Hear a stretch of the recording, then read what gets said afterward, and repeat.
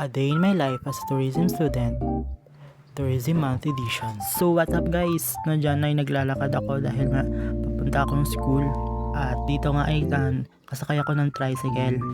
Dahil nga ay tourism month ngayon ay pupunta ako ng school at may program kami. So dito ay kasakay ako ng jeep at to be fast forward ay nakarating na nga ako sa school at ang haba na ng pila at dahil nga may registration. So dito nga yung room namin na sa 4th floor. Pagdating ko nga ay may mga 4th year na nagpa-practice ng kanilang sayaw. So yan nga yung kaibigan kong babae na pukang pauwi na yung mukha.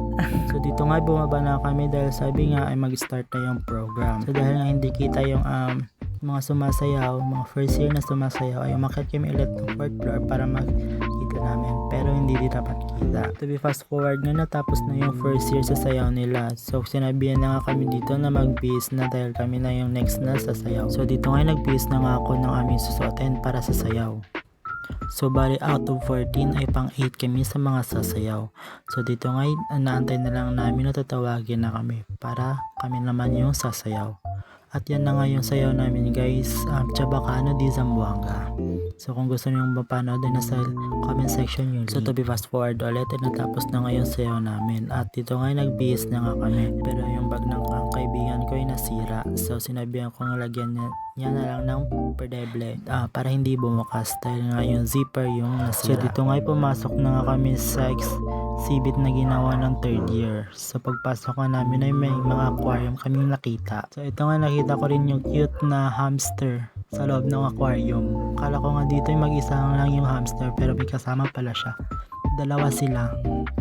So dito ay nag-ikot-ikot na nga ako para makita ko yung ibang laman ng aquarium. So pag ikot ko ngayon may nakita akong aquarium na may mga iba't ibang kulay na isda. So may nakita nga akong isdang kulay pink at saka kulay green. At may mga goldfish din. So may mga nakita din akong black at mga orange. So dito nga tuwang-tuwa akong nakita sa personal si Nemo. So sobrang tuwa ko nga tinawag ko yung mga kasama ko. Mga clownfish pala yan guys. At dahil nga first time ko makita ng clownfish ay sobrang tuwa ako. So dito nga guys ay may isang ibon niya din akong nakita. Di ko nga alam kung anong klaseng ibon yan. So dito nga ay isang room ay mga arts, yung mga naka-display.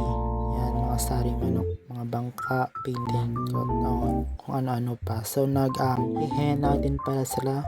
Henna ba yung tawag doon, yung mga temporary na tattoo. So dyan nga guys, ayan, kinuha na kakasik ko yung cellphone ko at di ko alam, nag-video pala siya. So ayan nga ako guys ay ginagawa ko nga dyan, ayan, kinakausap ko yung kakasik kong isa dahil nga nawala ko yung mini fan niya. Hindi naman siya nawala, iniwan ko kasi yung mini fan niya sa upuan at pagbalik niya ay hindi niya na makita, nawawala na yung mini fan. So dito nga nag-start na ulit yung program. So Mr. and Miss Tourism para yung program sa hapon. So dito nga lumabas na yung mga candidate ng Miss Tourism.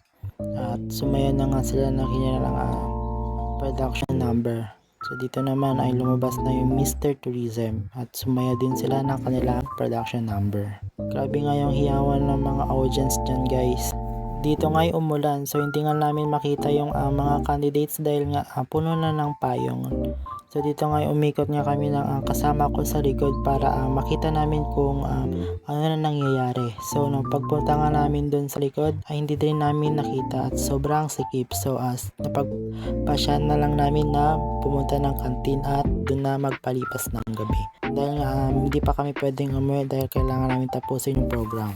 So to be fast forward guys ay pauwi na nga kami dito at gabi na nga dahil nga tinapos namin yung program. So dito nga guys ay nag-aabang lang kami ng masasakyan naming jeep.